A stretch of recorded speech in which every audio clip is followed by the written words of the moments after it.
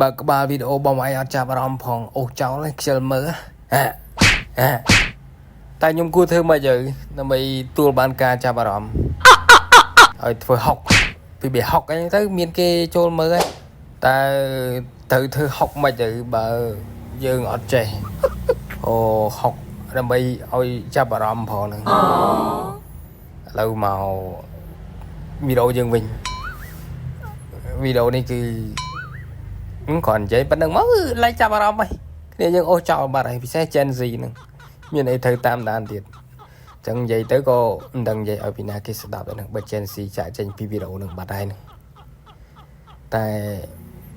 នៅសល់គ្នាយើងមួយចំនួនទៀតវីដេអូនេះគឺមកដូរសបកទូរស័ព្ទហើយនឹងដូរអេក្រង់ទូរស័ព្ទហើយតែឥឡូវណាមិនបាច់ចាំទៅវែងឆ្ងាយទេដល់នាទីទី60ហ្នឹងហើយបាទនេះអស់វីដេអូនឹងថានិយាយទេចាំជួបគ្នាវីដេអូថ្មីនៅបន្តិចទៀតនេះអូខេបាយបាយ